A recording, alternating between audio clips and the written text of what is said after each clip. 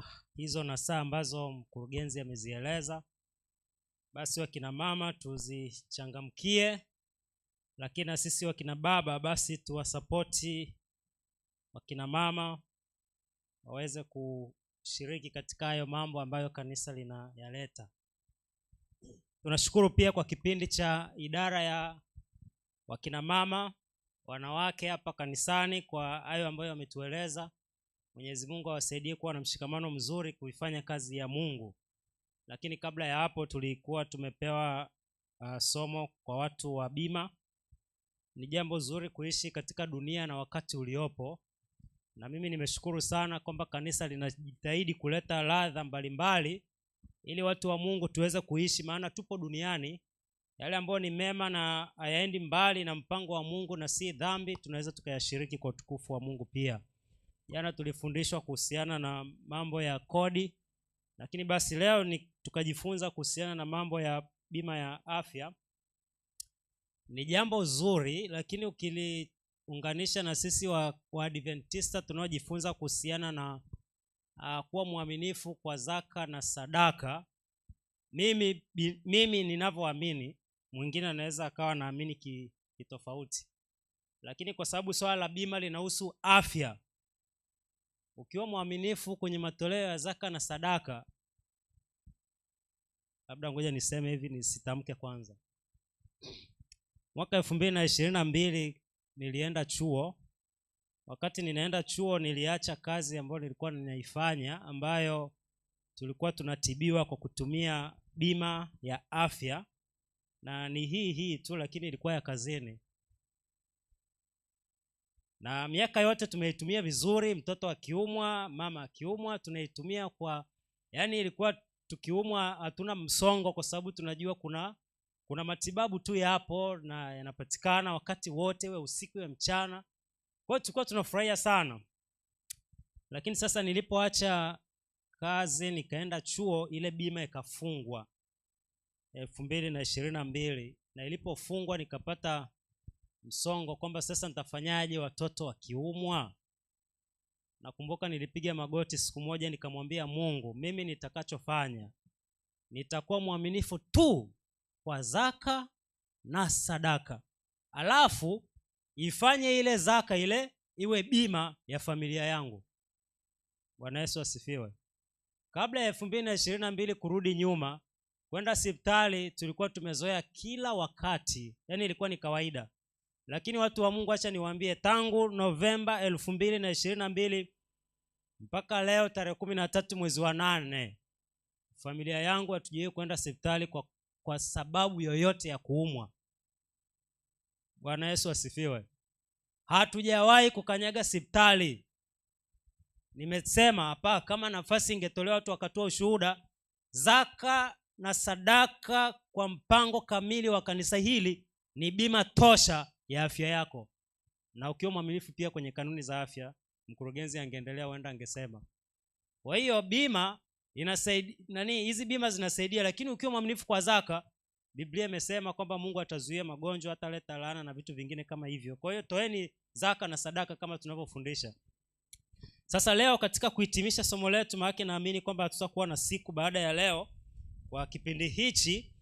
Tangu jana na juzi tulikuwa tunajifunza kuhusiana na utoaji wa mpango kwa mujibu wa historia ya kanisa, lakini pia na vile waasisi wa kanisa hili walivyoletewa huu mpango katika mafunuo ya roho ya unabii kupitia mjumbe wa Mungu Ellen G. White. Na baadaye waliposoma Biblia wakafikia kiwango cha kutoa sawasawa na nuru waliokuwa nayo. Walitumia nuru ndogo, baadaye wakaendelea kufunuliwa, na mpaka baadaye walipokuja kugundua ya kwamba kumbe kuna asilimia za kutoa kulingana na Biblia. Sasa leo tutakwenda kujifunza tu kwa ufupi kuhusiana na mpango wa utoaji kamili kama ulivyoasisiwa katika Biblia. Jana tulisoma nukuu za roho ya unabii, juzi tulisoma historia ya waasisi wetu, lakini leo acha tubaki kwenye Biblia kwamba mpango wa kutoa zaka na sadaka ni mpango ulioasisiwa kwenye Biblia takatifu, na Mungu ndiyo mwenyewe aliuanzisha. Alianzisha wapi? Hili neno zaka kwa Kiebrania ambalo ndo tunalitumia kama kanisa linatafsiriwa kulingana na lugha inavyotamkwa. Kwa Kiebrania wanaliita maaser, ambao ni sawa na sehemu ya 10, lakini Kiyunani wanaliita ile neno zaka dekate, inabaki ni hiyo 10%, lakini pia kwa Kiarabu wanaita zakat, lakini ni hiyo zaka ambayo Mungu ndo aliasisi. Na aliasisi wapi? Ni pale Mungu alipoanzisha utaratibu wa kuheshimu kile Mungu anachosema hichi usitumie. Kwa mfano, katika bustani ya Eden, ukisoma Biblia kulikuwa na miti ya aina 3. Ilikuwepo bustani, nazungumzia aina sio idadi. Kulikuwa na mti wa ujuzi wa mema na mabaya, kulikuwa na mti wa uzima, lakini pia kulikuwa kuna miti mingine. Lakini Mungu anapowapa agizo wazazi wetu anawaambia kuleni miti yote, ila huu mti wa ujuzi wa mema na mabaya msiule. Mungu alikuwa anafundisha kanuni ya utii, kwamba akisema acha hichi, mwanadamu unapaswa kuachwa. Lakini laana ya kile ambacho wazazi wetu walikisababisha ndio maisha tunayoyapitia leo. Kwa sababu gani? Walitumia walivyoruhusiwa, baadaye wakavuka mpaka wakatumia na cha Mungu. Kwa ufupi tunasema ni kana kwamba kwa lugha ya zaka, ule mti wa ujuzi wa mema na mabaya kwa Mungu ilikuwa ndo zaka yake. Lakini kama haitoshi, tukienda mbele zaidi katika maagizo ya Mwenyezi Mungu, turudi kwa mfano wa siku. Mwenyezi Mungu alipoanzisha ibada ya kuabudu siku ya 7, siku ya juma, alirudia tena tamko lile kwa ndugu zetu, waumini wenzetu na washiriki katika kanisa, ya kwamba fanyeni kazi siku ngapi? 6, lakini siku ya 7 ni nini? Lakini nyewe ni waaminifu ya kwamba wanadamu siku zote ni wagumu kumwelewa Mungu. Ni kweli tumepewa siku 6, lakini bado nyewe ni mashahidi ya kwamba bado kuna watu siku ya Sabato inafika wako busy na kazi zao. Wametumia siku zao 6 zimeisha, wameruka mpaka, wamekwenda mpaka kwenye siku ya Mungu. Na Mungu anabaki uaminifu na atabaki hivyo hivyo kuangalia maagizo yake yanavyotimiwa, na atatoa adhabu kwa wasiosikiliza. Lakini pia ukitoka hapo kwenye Sabato, twende tena katika nchi ya Kanaani. Nchi ya Kanaani ambayo tunaisoma kwenye Biblia haikuwa nchi moja yenye mji mmoja, isipokuwa ilikuwa na miji mingi, Kanaani nzima.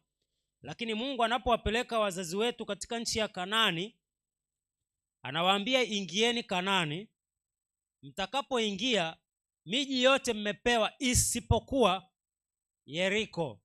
Yeriko Biblia inasema ni mji ambao Mungu alikuwa ameuweka wakfu kama wa kwake, na ndipo akawaagiza katika kitabu cha Yoshua sura ya 6 fungu la 17 kuendelea, kwamba mji huu utakuwa wakfu kwa Bwana, mji wenyewe na vitu vyote vilivyomo ndani yake vilikuwa Mungu amesema visiguswe.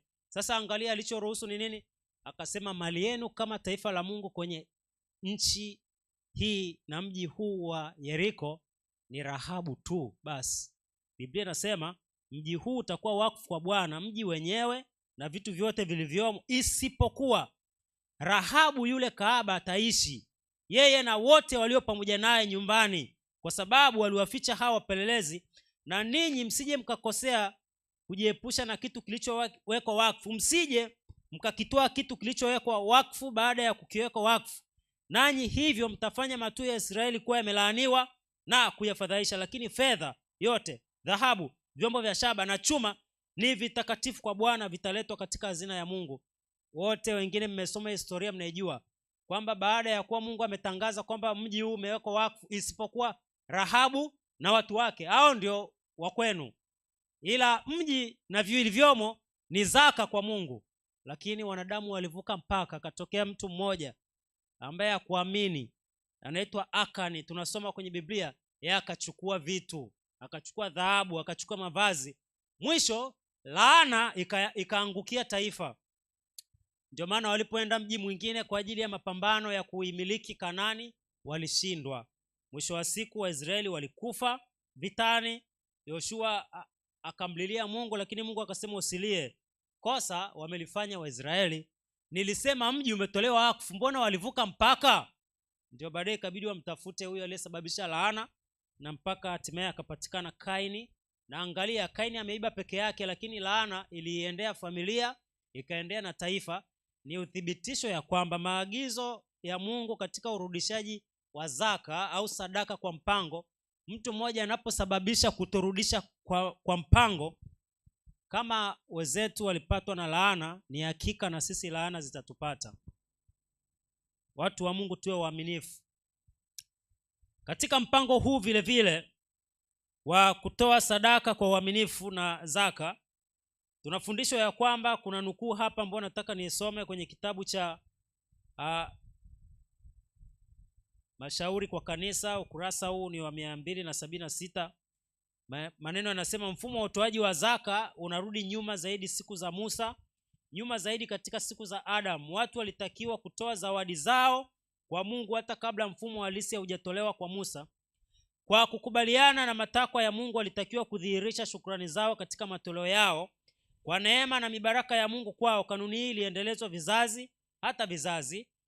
Ilitendwa na Ibrahimu aliyempa zaka zake Melkizedeki kuhani wa Mungu aliye hai. Kanuni hiyo ilitendwa na Ayubu, pia Yakobo alipokuwa Betheli uhamishoni na akiwa mkimbizi asiye na pesa yoyote, amelala usiku pekee, jiwe likiwa mto wake. Hapo alimwahidi Mungu kumpa 1/10 kama sehemu ya mapato yake. Kwa hiyo Ibrahimu alianza kutoa zaka, baadaye tunaona alimpa Melkizedeki, lakini baadaye Yakobo pia aliahidi kurudisha sehemu ya 10 alipokuwa anamkimbia ndugu yake. Na mkienda ukapata nafasi ya kusoma, kama vile Yakobo alichokifanya, ndivyo na sisi wanadamu tulivyo, kwamba aliahidi mwenyewe kwamba Mungu ukinibariki nitarudisha zaka. Lakini baada ya kwenda kule uhamishoni, wakati anarudi akasahau. Badala ya kwenda Betheli, akaenda kwenye mji wa Shekemu. Ukisoma Biblia inaeleza madhara yaliyotokea akiwa Shekemu. Kwa nini? Alisahau kile alichoahidi, na mwisho wa siku alipokuja kukumbuka na Mungu alipomkumbusha, ndo akafunga safari kurudi kupeleka zaka kule Betheli. Na alipopeleka, hiyo ndio ilikuwa chanzo cha familia yake kupona na maisha yakaendelea, pamoja na kwamba madhara yalishatokea. Maana yake ni kwamba watu wa Mungu tunajifunza ya kwamba usipokuwa mwaminifu kwa zaka na sadaka, kuna madhara. Kama si kwako, yataenda kwa familia, yataenda kwa koo, huenda. Kwa hiyo Mungu atusaidie, kwa sababu hata hivyo hivi vitu tunavyovitoa si vyetu. Biblia inasema katika kitabu cha Warumi sura ya 11 fungu la 36 kwamba kwa kuwa vitu vyote vatoka kwake, viko hapa duniani kwa uwezo wake, tena vinarejea kwake, utukufu na yeye milele na milele. Amina. Haya ni maneno ya Biblia kwamba tulivyo navyo vimetoka kwa Mungu, viko hapa duniani kwa uwezo wa Mungu, na mwisho wa siku vinarudi kwa Mungu. Sasa anayevirudisha ni nani? Ni sisi wanadamu.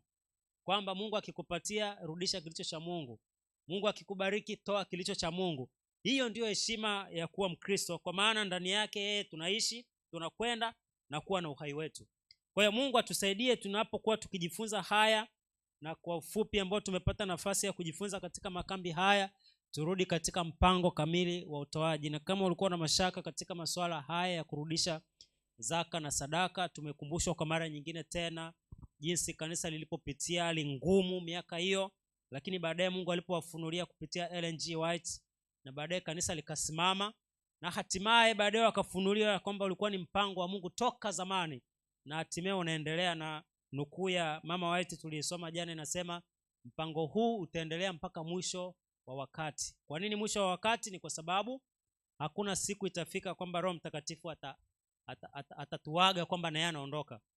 Yeye Biblia inasema atakaa hapa mpaka mwisho wa dunia. Huyo akamsaidia kila mtu mmoja katika pambano la moyo wake kuhusiana na matoleo. Ni pambano la mtu, ni pambano la moyo, lakini kwa ahadi ya Mungu ushindi ni hakika. Bwana Yesu asifiwe. Ushindi ni hakika, na unapotoa kwa uaminifu, Mungu ni mwaminifu, atakutendea. Baada ya kusema hayo, leo tunahitimisha, na tutakuwa na kipindi hichi kesho bila shaka. Lakini basi kama kuna swali ambalo huenda limebaki linahitaji majibu tena, niruhusu kwa dakika chache zilizobaki kabla tujahitimisha kipindi kwa siku ya leo. Basi naona hakuna swali, watu wameelewa. Ninaomba watu warudi tu kwenye mpango wa Mungu. hata kama tumejifunza kwa uchache, lakini hayo machache yachukue yafanyie kazi, na baraka za Mungu ni hakika. Basi baada ya kusema hayo, kwa dakika ambazo zimebaki, nataka niwaite tena. Huu ni wito tu wa upendeleo wa kipindi. Kwaya Nyegezi, mje muimbe wimbo tena mwingine wa sadaka. Asubuhi nilisikia na mkasema mnazo nyingi. Njooni tena muimbe, mtukumbushe kuhusiana na uaminifu katika matoleo. Karibuni watu wa Mungu. Mungu awabariki. Tukutane tena wakati mwingine Mungu akiruhusu, na atakapokuja tena masomo haya tuyasikilize kwa makini na tuyafanyie kazi. Basi kabla hawajaja kuimba, basi tuombe kabisa. Tuombe. Baba yetu na Mungu wetu wa mbinguni, tunakushukuru sana kwa alasiri ya leo. Asante kwa haya ambayo tumepata nafasi ya kujifunza katika msimu huu wa makambi. Tunapohitimisha Baba, tunaomba kila mtu kwa kadri alivyopokea akasimame katika nafasi yake ya uaminifu. Ni kweli unawabariki watoto wako katika biashara na ukaendelee kuwabariki, lakini unapowabariki wasaidie basi wewe waaminifu katika kurudisha. Neema yako iwe nasi sasa mchana wa leo, tunaomba na kuamini katika jina la Bwana na Mwokozi wetu Yesu Kristo. Amina.